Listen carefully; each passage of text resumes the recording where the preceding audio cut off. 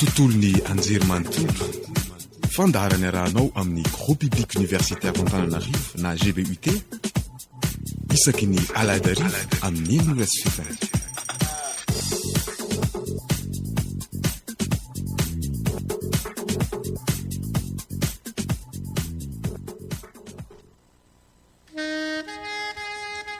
Buenas noches a todos. Falmiaravatsika rehetra indray amin'ity arivo ity. Bonsoir à tous et à toutes. So, hello everyone. How are you today?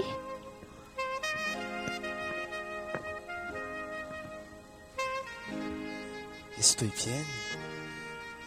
Et vos outras? Ça va bien, merci. Et vous? Salama tsara.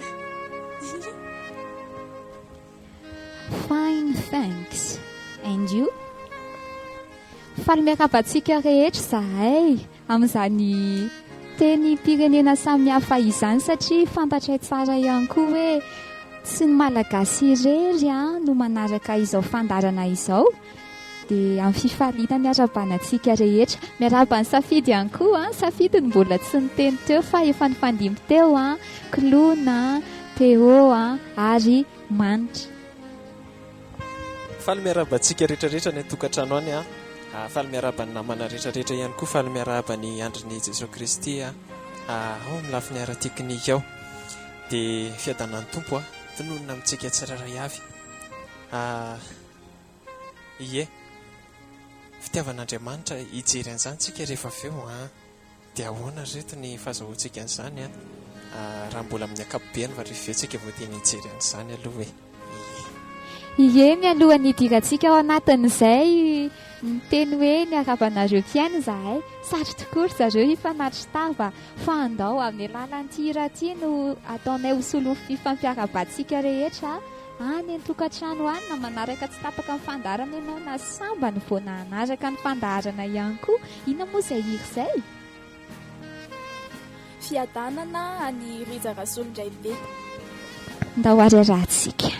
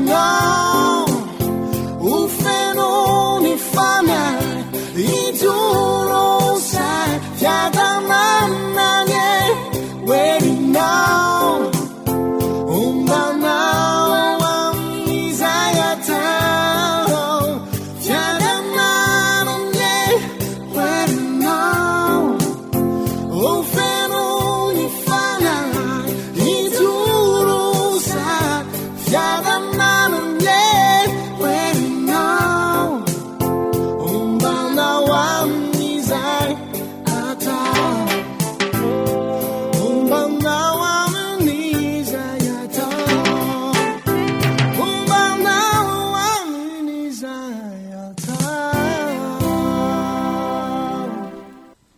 fiadanana tokoa anie ho amin'ny tsika mpiaino rehetra ny atokantrano any amin'ity ariva ity. Izay moa ilay hirany rahantsika tamin'ny Rija Rasolondray be teo izay tena hita hoe ilay tsika kristianina tokoa no fanonona izay fiadanana izay. Fa misy fotoana rehefa mandeha eny ny fiainana dia zatrazatra an'ilay fifampiarabana amin'ny fiteny samihafa tahaka an'ilay nataony teo, kanefa tena fifampiarabana azo atao tsara mihitsy koa no fanonona ny fiadanan'i Jesosy ho amintsika tsirairay avy. Dia izay ilay hira teo hoe mahatsiaro anao isan'andro aho ozy izy rehefa mihaona amin'ny ray zany hoe fifampitondrana am-bavaka ihany koa zany tena zava-dehibe amintsika samy mpino.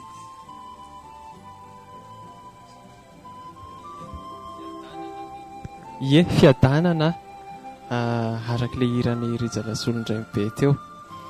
Raha jerentsika ny fototeny amin'izany hoe fiadanana zany dia hoe adana.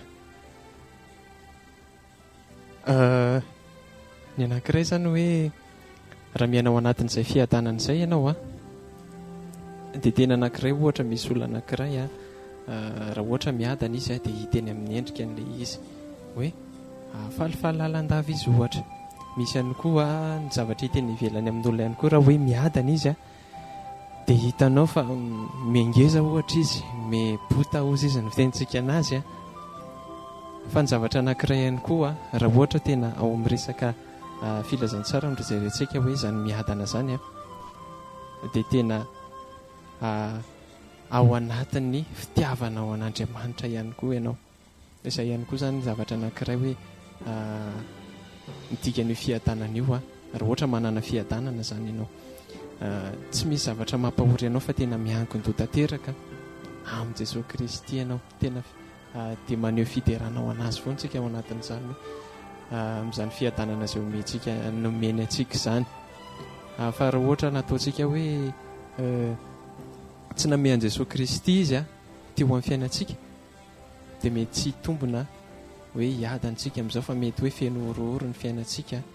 Azao ary tsika tena manana Jesosy Kristy matetika fa maha olombelona antsika dia mbola misy hoe fioroorona kely. Ny zaza manjinika ary mbola kely izy dia efa mety manana fanahiana sahady tsy ao anatin'ilay fiadanana. Dia nefa ny raha ao anatintsika Jesosy Kristy tena feno fiadanana tanteraka tsika. Fiadanana ny eo amintsika rehetrarehetra. Fa ao anatin'izay hoe asaiko tsika tsirairay avy any tokantrano any nareo namaketo ihany koa hanosika ny lohantsika dia ndao tsika hiaraka hivavaka hanome voninahitra an'Andriamanitra. Vavaka tsika faly misaotra sy midera mankalaza ny anaranao zay Andriamanitra ny amin'ny tombontsoa lehibe izay omenao anay tsirairay avy. Misaotra Andriamanitra ny amin'ny fahavelomanay, misaotra ny amin'ny hoe mbola omenao hery tanjaka izay fahasalamana dia mbola afaka midera sy manome voninahitra ny anaranao eto indray. Dia misaotra Andriamanitra ny amin'ity fotoana androany ity, tsy avy amin'ny hoe herinay na hoe fitandremana ataonay amin'ny fahasalamanay na hoe fisakafoananay foana no mahatonga ny hoe mbola velonay na ka nahatratra ity alahady androany ity, fa noho ny fitiavanao noho ny famindramponao dia isaoranay omenay voninahitra ny anaranao. Dia rainay ianao Andriamanitra fa tena tsara ianao tena lehibe ny fitiavanao anay. Dia mamindrafo aminay Andriamanitra no tsy fatateranay be dia be ireo zavatra nataonay tsy mifanaraka tamin'ny sitraponao indray zay Andriamanitra manao zavatra tsara ka sitraponao dia mety hoe tsy malala mibebaka akory fa tena mifony zay Andriamanitra mamindrafo aminay. Dia fotoananay eto Andriamanitra apetraka feno ampelantananao ianao ny Andriamanitra hiaraka aminay eto hanatrika fenonay ihany koa. Dia apetraka feno ampelantananao zavatra rehetra izay mbola ho ataonay ho voninahitry ny anaranao avokoa ka tompony. Ianao no hisandratra fa tsy ny tenanay dia voninahitra le ho anao irery ihany amin'ny anaranao Jesosy Kristy. Amen. Ie, anisan'ny nampidirany safidy kely antsika moa izany teny am-piandohana teny hoe hiresaka momba ny fitiavan'Andriamanitra isika e. Fa anankiray nanamarika nisy fotoana mamanay zany any an-trano any dia izay zany telo mirahavavy. Dia ny feonay telo mirahavavy ireo mitovy na tena misy itovizany be dia be. Dia indrindra moa zasy le zandriko faravavy izay tsy ny feonay fotsiny no mitovy fa na ny endrika mirahavavy arany tena mifanakaiky be mihitsy ary be dia be ny olona manafangaro.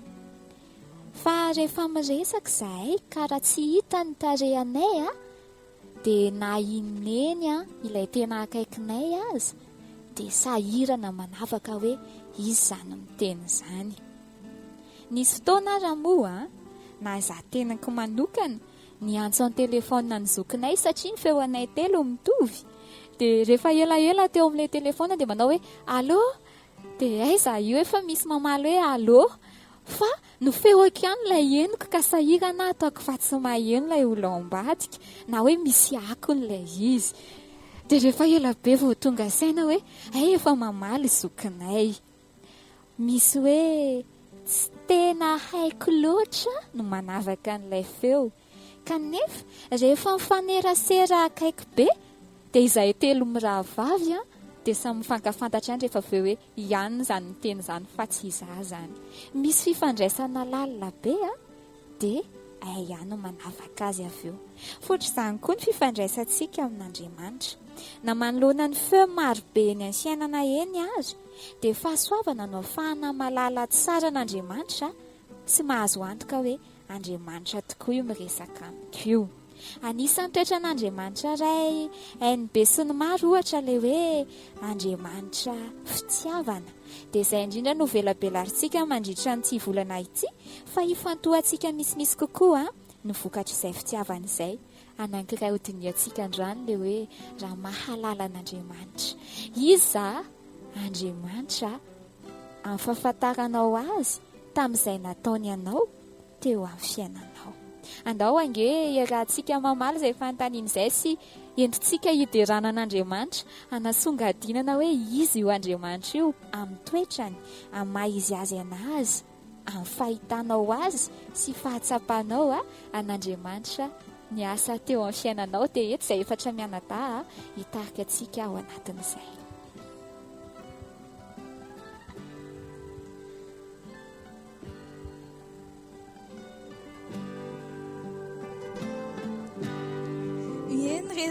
Izay tokoa moa manitra no resakitsika amin'ity an'ity hoe raha hiresakitsika hoe iza tokoa moa izany Andriamanitra izany.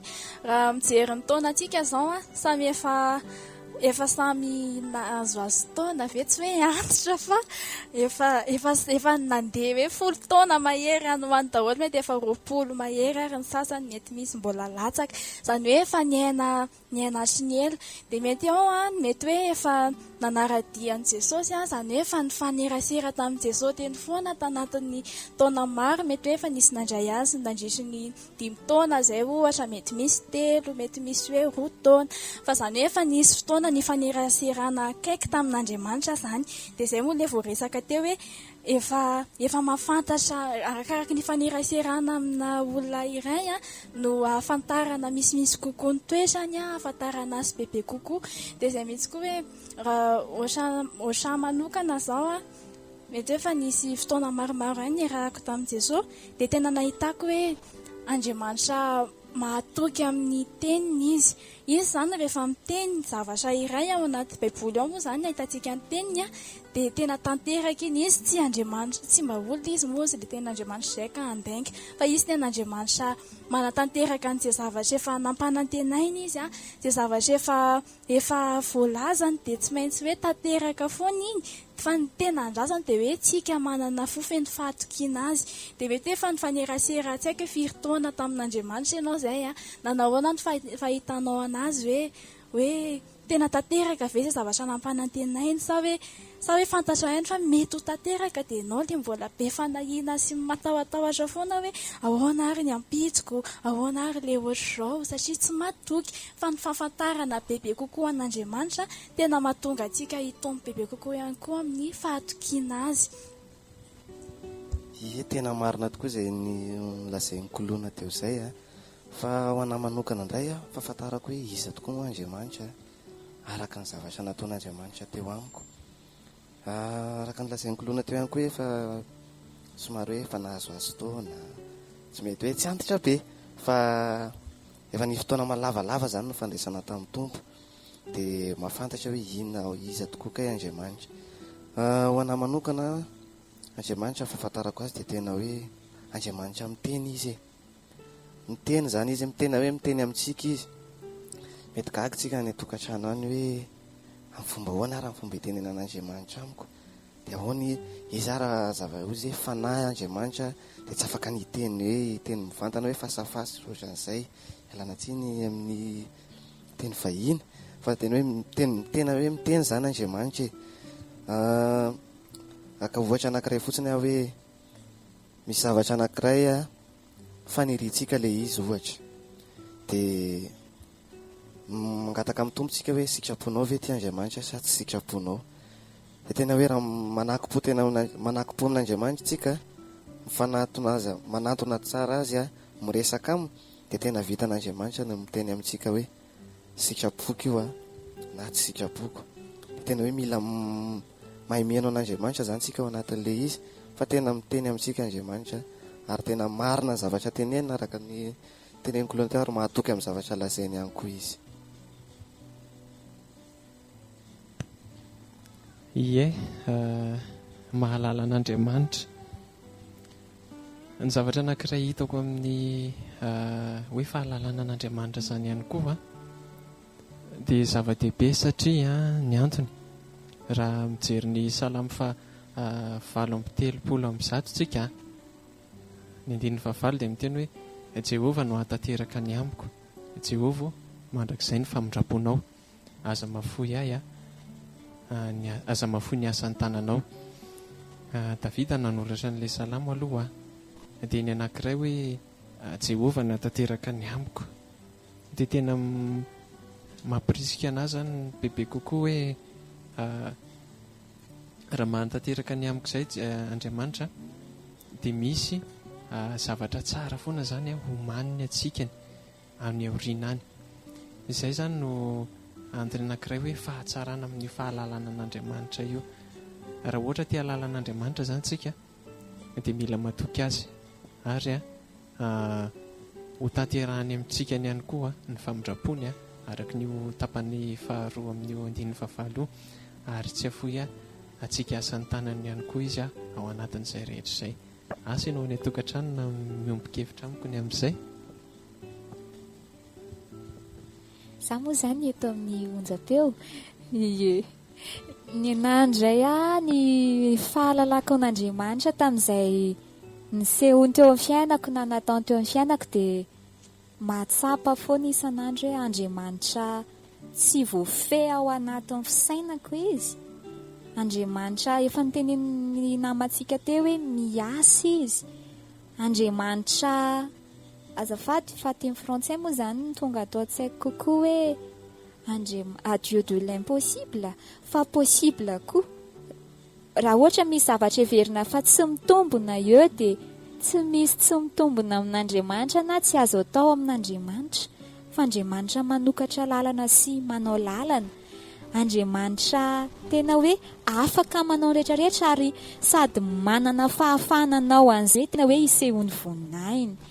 Andao iombonantsika amin'ny Adany ty fanandratany an'Andriamanitra ty hoe Jesus ozy izy, dia ao anatin'ilay tononkira tena asehony ao anatin'izay hoe you are able Jesus, nothing that you cannot do, all things dia vitan'Andriamanitra, ohatry hoe manao teny vary amina kotro be manitra, fa tena hoe ohatr'izay ianao tsara nge ny tononkira mbola ho ady aditsika izay rehefa avy eo, fa tena anasongadina ny ada hoe izy io Andriamanitra io, izy io Jesosy io.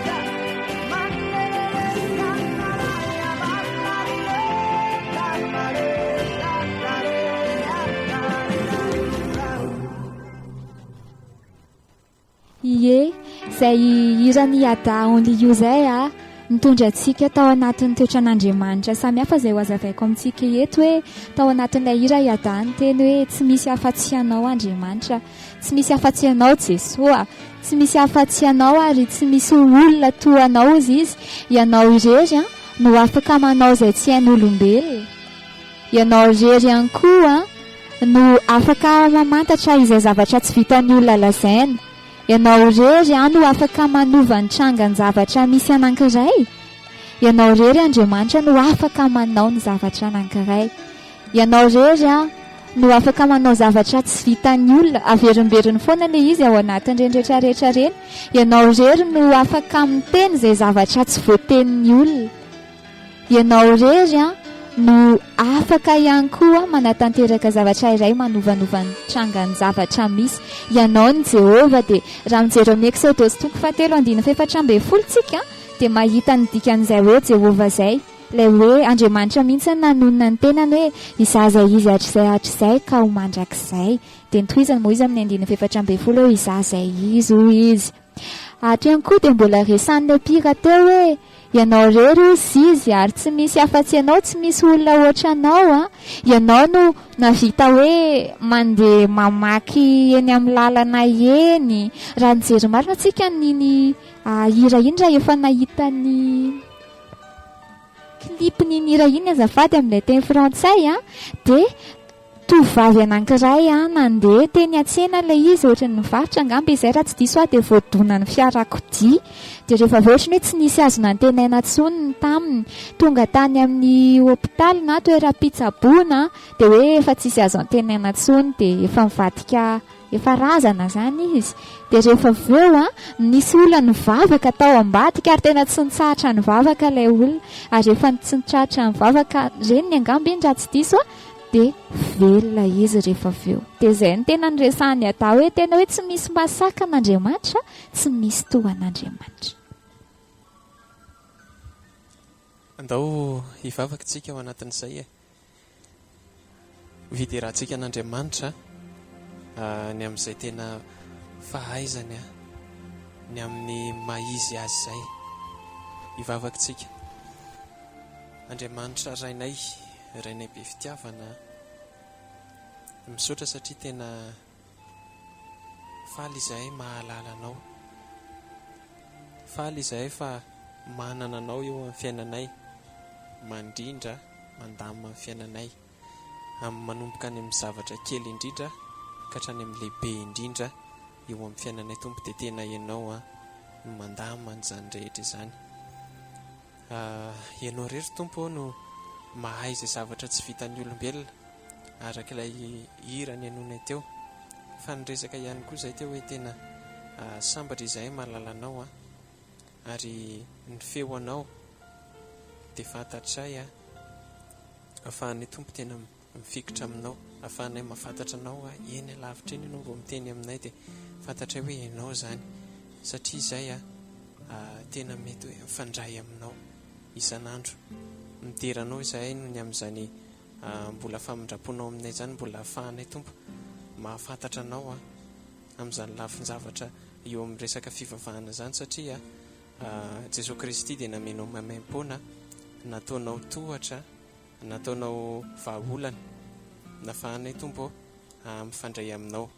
Ary izany Tompo dia miankina amin'ny safidinay tsirairay avy hoe vonona ny alalanao ve izahay sa hisafidy an'izao tontolo izao zay. Dia misaotra fa ny tsirairay aminay dia mety tena efa mandrosa amin'izany fahalalana anao zany. Dia izany iteranay anao ry Tompo. Amen.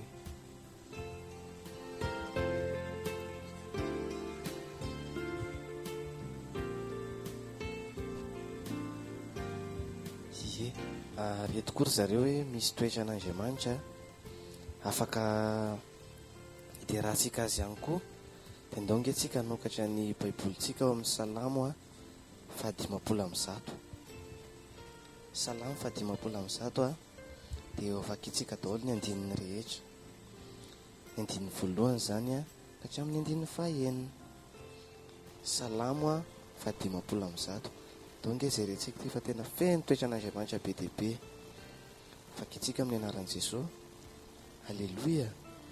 Miterahan'Andriamanitra eo amin'ny fitoerany masina, mitera azy eo amin'ny abakabaky ny heriny, mitera azy noho ny asany lehibe, mitera azy araka ny alehibeazan'ny voninahiny, mitera azy amin'ny fitsofana ny anjomara, mitera azy amin'ny valia sy ny lokanga, mitera azy amin'ny amponga tapaka sy dia, mitera azy amin'ny zava-maneno tendrena sy amin'ny sodina, mitera azy amin'ny kipatsona maneno, mitera azy amin'ny kipatsona tsara feo.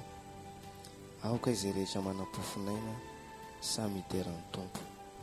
Amen. Eo amin'ny andininy faharoa eo zao a misy eo hoe mitera azy no ny asany lehibe. Inona moa ny asan'Andriamanitra lehibe a? Tena hoe na izao antom-pisitsika izao ary dia tena efa asan'Andriamanitra. Izao nahatongavantsika teto an-tany izao dia tena asan'Andriamanitra izao. Dia be voninahitra ihany koa Andriamanitra. Dia ndao terentsika.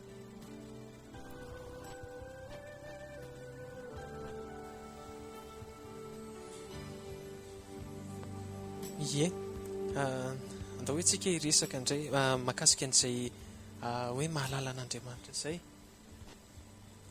Ie, dia nahoana isika no hoe miverina amin'ny fahafantarana an'Andriamanitra sy ny maha-izy azy an'Andriamanitra. Nahoana isika no hoe mila miverina amin'izay zany a, amin'izay fahafantarana an'Andriamanitra sy ny maha-izy azy an'Andriamanitra izay. Milohan'ny amaditsika an'izay a, dia mbolo isika anaraka hira iray a aniosana ny zatoziavana hoe miasa Andriamanitra.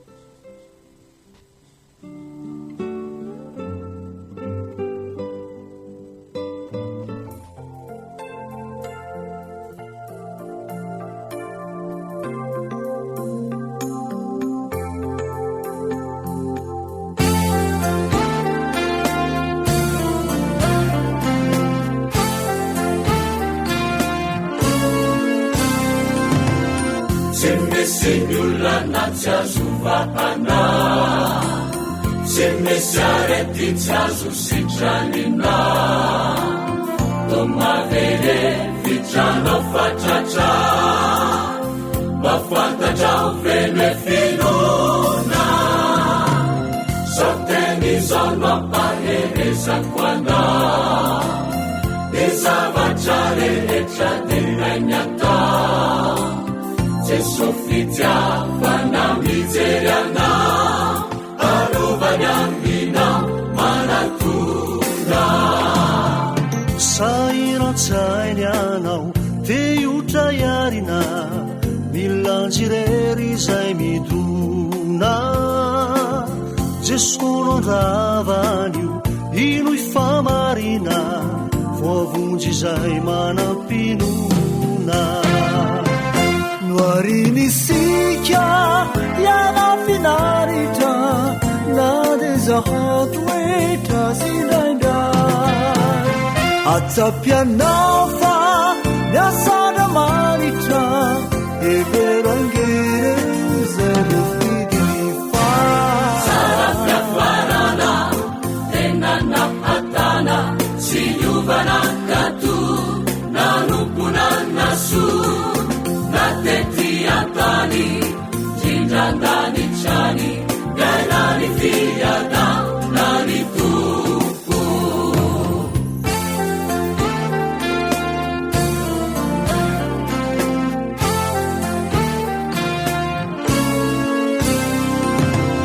Tsisy voatokano falamidiny, nefa patranangeka tsy didiny, Jesophamonjy fanaridiny, tompony zavatra rehetra, drao misy izay tokony bebahana, fanotangeka vatomisakana, zava-mandozy kaleo ialana, miova deo hitana miazavana.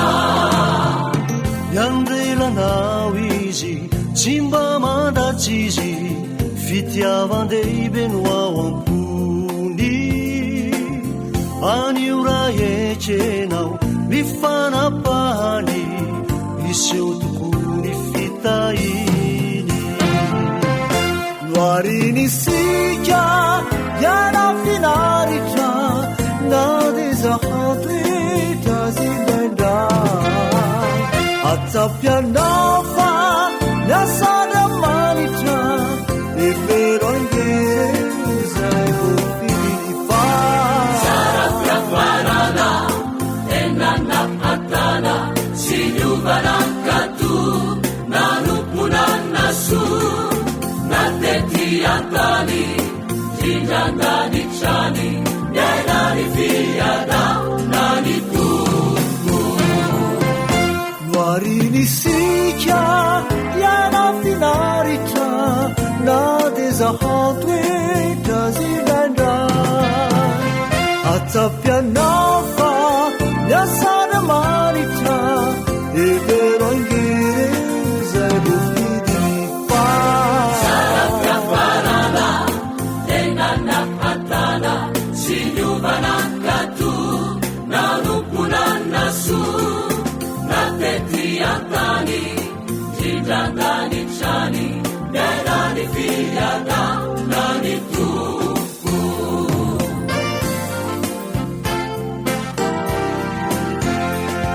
yainani fiada nani tuku Ie zay hirany osana ambojatony fitiavana zay nitondra lohateny hoe miasa Andriamanitra. Izy io zany tena niresaka ny osana tao anatin'ilay izy hoe na ety tany na ny an-danitra any dia tena miaina ny fiadanan'ny tompo ary Andriamanitra ihany koa izy ilay tononkira dia tena nanomana zavatra tsara ho antsika ohatrany hoe nanomboka tany amin'ny Adamasieva dia efa zavatra mahafinaritra no neritreretin'Andriamanitra hoe ho atokana ho antsika zanak'olombelona manokana hoe fiadanana zany no atokany antsika araka lefa resaka tany amin'ny voalohany hirany riza teo fa ny anankiray ihany koa rehefa nanota ny zanak'olombelona dia niaina fahotana sotra zany dia avy eo nefa ny namen'Andriamanitra vahaolana amin'ny alalan'i Jesosy Kristy dia nitanjon'Andriamanitra amin'izay mba hiaina fiadanana indray tsika ny tanjony io Andriamanitra io zany dia tena hoe isika anana fiainana mahafinaritra miaraka aminazy foana izay zany nitanjony amin'ny fiainantsika tsy tiany zany tsika hoe ho verivery foana anao zavatra tsy mendrika ao anatrehany fa ny zavatra tena tiany ataontsika dia mba hiaina anam-piadanana eo akaikiny sy Jesosy Kristy. Dia miverina amin'ilay resaka teo moa zany tsika hoe fa maninona tokoa moa tsika no mila miverina amin'ny fahafantarana an'Andriamanitra sy ny maha izy azy eo amin'ny fiainantsika. Misy fotoantsika rehefa tena mandeha eny ny fiainana tsy haiko hoe ndraindray mety hoe varimbariana na tsy fantatro dia miemiena indraindray ny fitiavantsika an'Andriamanitra, miemiena ny fahatokiana moa marimarina kokoa, miemiena ilay fahatokiantsika an'Andriamanitra hoe Andriamanitra nieka ohatra izao fa lasa manomboka misalasala tsika vao mandalo olana kely ohatra na zavatra sarotra dia misalasala amin'izay dia matahotra hoe fa ahoana ary ity dia misy fotoana ary tena adino mihitsy Andriamanitra satria tsy tadidy hoe iza marina moa Andriamanitra. Dia izay zany mahatonga antsika hoe mila miverina amin'ny fahafantarana an'Andriamanitra tsika. Dia ohatra izao raha mijerintsika ny zaza kely, ny akamaroany mihitsy moa zany tsy izy rehetrarehetra, tsy ny zaza rehetra fa ny akamaroany rehefa misy olona zao eo alohany ohatra hoe manotro tanana anazy avy aty amiko, rehefa olona tsy tena fantany tsara iny olona iny dia na izy mitomany be na izy tena mitsoaka be makany amin'ny neniny na makany amin'ny dadany satria olona tsy fantany. Dia ohatr'izay koa ny mety anjohantsika rehefa tsy fantatsika tsara hoe izy io Andriamanitra io ka na dia miteny ary Andriamanitra hoe iny rao momba anareo mandrakariva ambarapahatonga fahataperan'izao tontolo izao ohatra, dia tsika le ohatry ny mbola misalasala ihany rehefa toja le zavatra somary mafimafy hoe ahoana ary momba avy Andriamanitra amin'ity, mety avy hamonjy avy izy sa ahoana, dia milasitsika mandeha mamonjy zavatra hafa ohatra hoe manantona mpimasy indraina dia ataontsika satria efa lasa tsy fantatsika intsony hoe iza marina moa Andriamanitra le le tena tiantsika le Andriamanitra fitiavana le nijery atsika hatramin'izay dia izay zany mila hoe tena afantarantsika tsara iverenantsika amin'izay hoe iza marina moa io Andriamanitra io. Ie, misaotra ny kolona ny zaran'izay fa anisany anankiray ihany koa hoe tokony iverenantsika amin'ny fahafantarana an'Andriamanitra sy ny maha-izy azy dia ito tiako hisaritana ny saintsika tsika anankiray raha ohatra hoe ampianajanaka ohatra na ny sekoly anankiray isika dia zavatra ataontsika voalohany aloha hoe manontany tsika hoe aiza le sekoly dia aiza io dia inona no mety hoe fitsipoka ao dia inona mety hoe zavatra tiany le sekoly sy ny zavatra tsy tiany. Dia ao anatin'izay raha tsy fantatritsika zany zay dia mety hoe hisalasala ihany tsika ny mety hoe nianatra amin'ny sekoly io raha tsy fantatritsika mombamomba azy. Dia ohatran'izay ihany koa Andriamanitra mila hoe fantaritsika zany hoe iza tokoa izy inona zavatra hoe tian'Andriamanitra, inona ny tsy tiany fa rehefa mahafantatra an'izay tsika dia tena hoe mazoto tsika hifandray aminy lasa mitombo araka ny teninkolona teo hoe mitombo mifatokitsika an'Andriamanitra ary lasa miakaiky an'Andriamanitra kokoa tsika ao anatin'ilay izy. Ie, maninona nahoana ny hoe mila miverina amin'ilay hoe fahafantarana an'Andriamanitra sy maha-izazy an'Andriamanitra rehefa hoe avy nafantatra an'Andriamanitra isika teo na hoe mahalala an'Andriamanitra. Tsy haiko ny antsika ny tokantrano mpihaino rehetra any hoe ahoana no mety hoe fomba hoe mila miverina amin'Andriamanitra zany tsika. Fa ny anankiray ihany koa dia hoe Andriamanitra mihitsy naka ny Davida Andriamanitra amin'ny Davida zany any amin'ny Samuela 2:7-9 miresaka an'izay. Dia ny anankiray zany hoe avy elao zany Andriamanitra mihitsy no hanolotra lalana ho anao. Raha ny amin'ny tantaran'i Davida manokana zany zao no jerentsika dia mahititsikany fa tany ampiandrasana ondry i Davida no natsoin'Andriamanitra. Dia ohatr'izay ihany koa zany hoe rehefa mahafantatra an'Andriamanitra tsika, rehefa tafaverina hoe mila mahafantatra an'ilay Andriamanitra izay tompontsika tsika dia Andriamanitra mihitsy no mandray tanana atsikany ary mametraka atsika eo amin'ny voninahitra anankiray izay tsy fantatsika fa izy no tena mitantana atsika ao anatin'izany. Izay zany ilaintsika hoe izay zany ny antony hoe ilaintsika mila miverina amin'izay fahafantarana an'Andriamanitra izay. Rehefa mahafantatra an'Andriamanitra tsika dia izy no mitantana atsika ao anatin'izany rehetra zany. Dia fantatrao ary ve hoe iza le Andriamantsika le Andriamanitra fitiavana tena hoe tia atsika izy dia tsika na dia hoe olona tena ratsy ary dia tsika tena tiany foana. Dia tsika le olona le miovaova mbetika tia anazy, mbetika tsy tia anazy, mbetika manao sitrapony, mbetika tsy manao fa mandeha amin'izay tany mikibontsika. Dia Andriamanitra le tsy miova fa tena hoe fitiavana foana izy dia tia antsika foana izy. Dia izay fitiavana antsika izay le tena tsy miova mihitsy na inona ataontsika aminy eo dia tsy miova izy. Izay le fitiakabe moa zany nen'Andriamanitra ary izay mila ananantsika ihany koa. Dia andaontsika hiaraka hiaino an'ity hira anankiray ity hoe tu m'aimes ahafahantsika tena mahatsiaro indray hoe manahoana tokoa Andriamanitra tonga antsika ho resy lahatra hoe tena tia antsika tokoa ny io Andriamanitra io dahoary.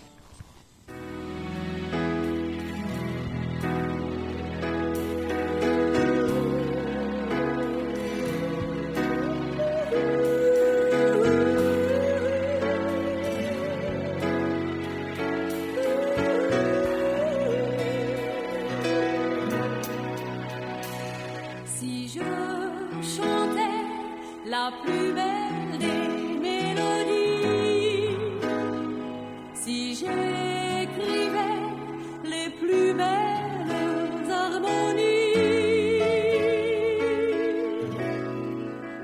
elles ne suffiraient pas pour décrire ton amour qui m'entoure de toutes parts et me transporte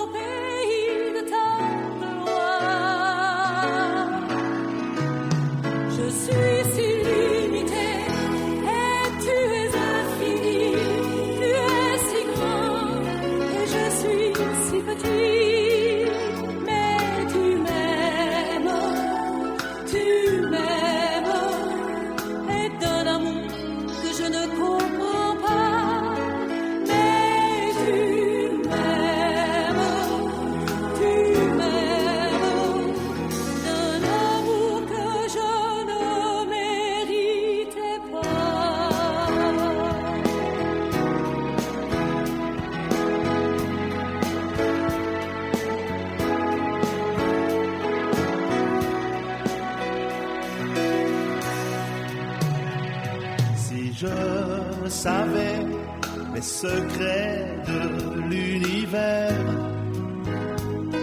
et que plus rien ne soit pour moi un mystère. Ça ne suffirait pas pour comprendre l'amour, cet amour qui t'a fait quitter le ciel pour que je sois dans ta gloire éternelle. Je suis si limité et tu es infini, tu es si grand et je suis si petit, mais tu m'aimes et d'un amour que je ne comprends pas, mais tu m'aimes d'un amour que je ne méritais pas. Je suis si limité et tu es infini, tu es si grand et je suis si petit, mais tu m'aimes et d'un amour que je ne comprends pas, mais tu m'aimes d'un amour qui t'a fait mourir en croix.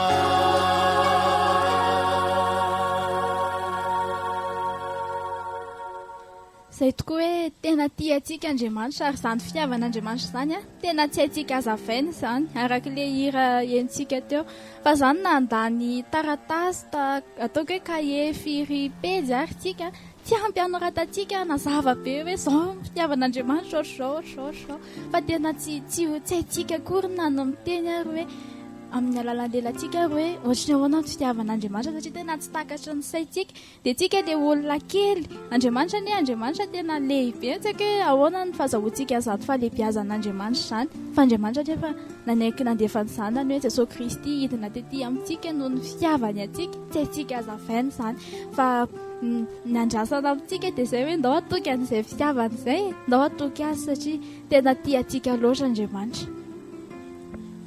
Satria tiantsika Andriamanitra moa izany dia raha fitiantsika ny zavatra rehetra nyresantsika teo ihany koa ny toetran'Andriamanitra izay hitantsika dia nyresaka teo ikoloana hoe tena mahatoky io Andriamanitra io.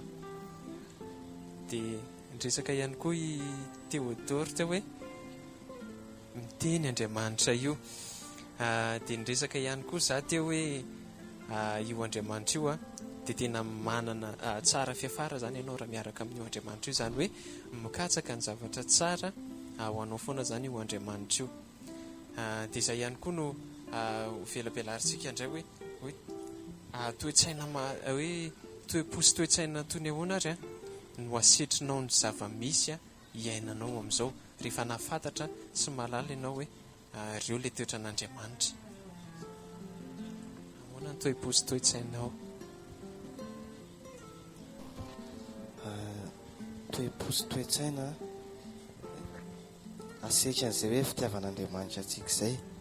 Nisy toetran'Andriamanitra maromaro voalaza teo, dia toetra tsara anankiray tokony ho ananantsika ilay hoe rehefa miteny amintsika Andriamanitra dia ndao ry zareo henoina, ndao henointsika izy rehefa miteny dia valitsika ihany koa ny zavatra teneniny antsika satria fitiavany antsika izy matoa izy mbola miteny amintsika, mbola miresaka amintsika, dia ndao valitsika izay. Hoe toe-posy toe-tsaina toy ny ahoana no asetrinao ny zava-misy iainanao amin'izao?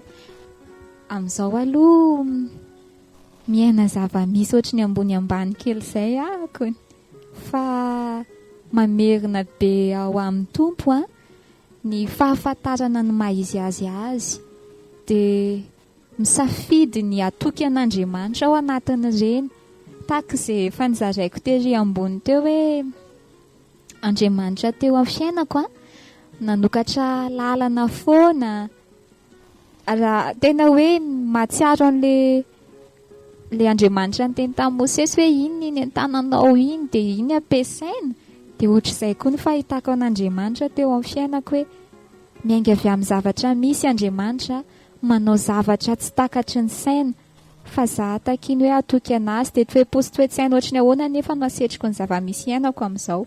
Dia ilay nyteneniko teo misafidy ny atoky tsy herikerika.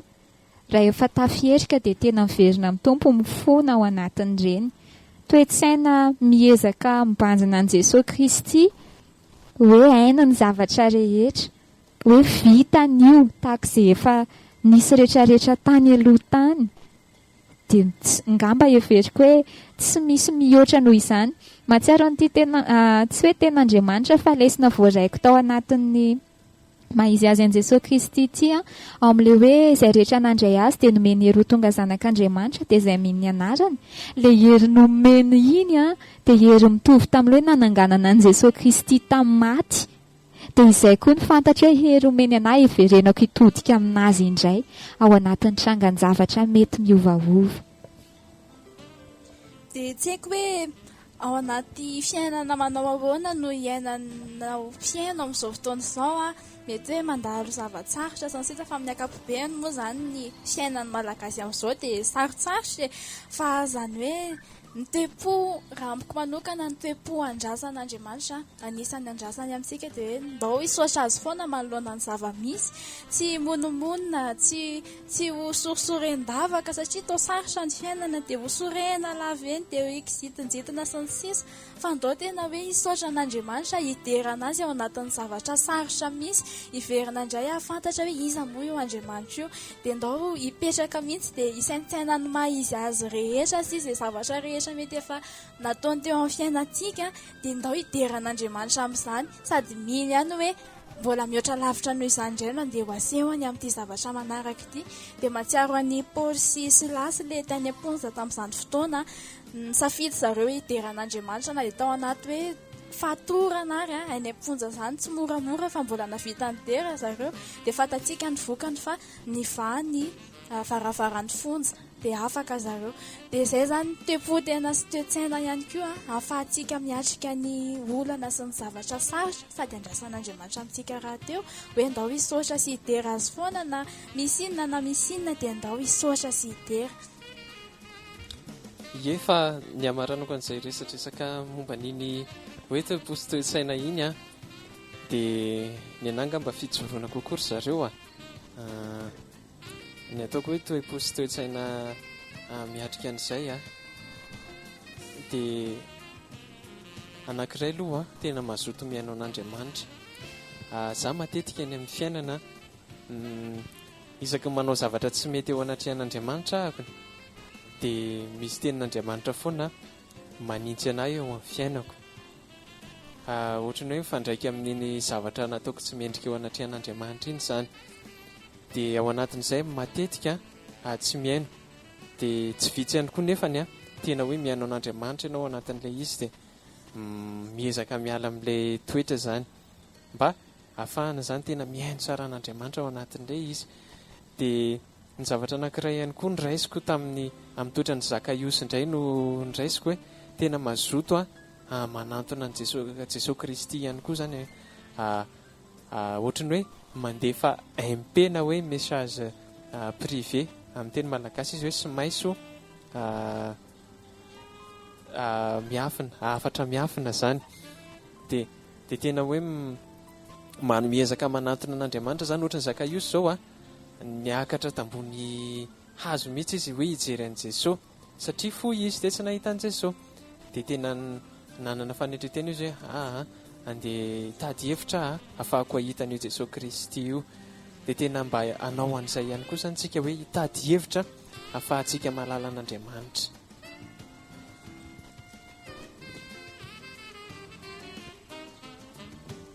Sotra tsika efatra miaraka tao anatin'iny resadresaka iny. Ie, misy zavatra vaovao tsara ho fantatritsika reto dia ho lazaina eto. Ny vaovao amin'izany dia ny hoe amin'ny 15 volana oktobra izao ny journée mondiale de l'étudiant na ny angeresam-pirenena ho amin'ny mpianatra.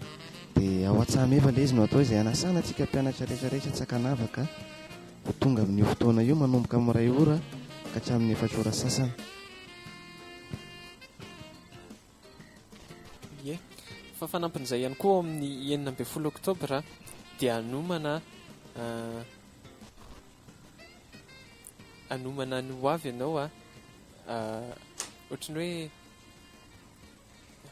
izany hoe anomana ny ho avy ianao ve na hoe te hanana ho avy vomana tsara, izay no fakafaka antsika ao anatin'ny fivorian'ny GBUT amin'ny sabotsy fa 9 oktobra ho avy izao, izany hoe ao amin'ny RG izany. Dia amin'ny 2 hatrany ny fotoanantsika, amin'ny 2 ratolakandro ka hatramin'ny 4 sasany eo ny toerana moa izany tsy miova fa ao Antsahameva. Dia manasa anao mpianatra eny any anjerimanontolo rehetra anomana ny ho avy, hiaraka anomana ny ho avy tsika amin'io. Dia aza dinona fa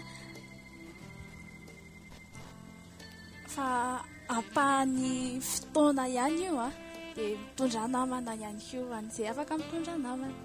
Fa zoko koa saina amin'ny 17 volana oktobra ho avy izao, 23 oktobra zoka na sakaiza fivorian'ny groupe biblique des amis de Tananarivo na GBAT ao Antsahameva satria sabotsy faha-4 io.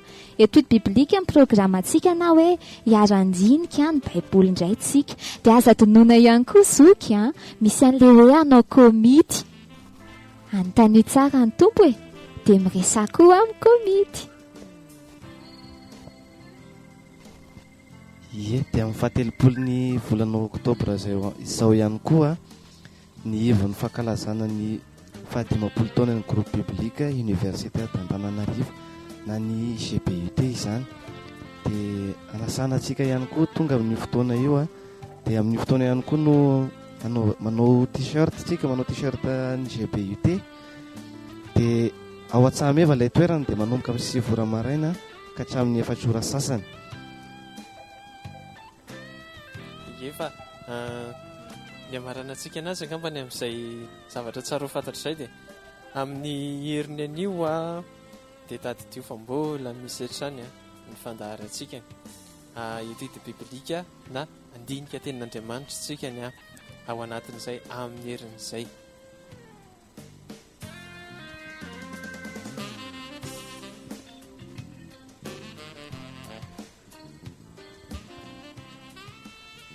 Ie, fa misaotra an'Andriamanitra sika fa tena tanteraka ny fotoana androany tsy nohony amintsika fa nohony amin'ny hoe fitarihan'Andriamanitra nafahantsika tany an-trano ny aino an'izao onjam-peo izao ary nafahanay 4 mianadahy ihany koa niaraka niombona niaraka taminareo tito tamin'ity anio ity. Dia mino fa tena mahafantatra sy mahalala an'Andriamanitra ianao na dia apahany amin'ny toetran'Andriamanitra fotsiny ary no nresadresantsika teo. Dia ireny toetran'Andriamanitra ireny tena afaka hoe ianarantsika eo amin'ny fiainantsika. Izany mahatoko izany afaka ianarantsika izany hoe manome fiadanana ho an'olona izany afaka ianarantsika ihany koa eny amin'ny fiainantsika andavanandro eny mihitsy. Dia manasanao mba tena hiezaka halala toetran'Andriamanitra. Misarana be da be anao mpienta eny tokantrano niaraka taminay tao anatin'iny fotoana iny dia mametraka ny veloma mandra-piresaka aminao izay 4 mianadahy ho fanaovantsika veloma dia hiaraka amin'ny exotsika amin'ny alalan'ity rarety hoe Aba.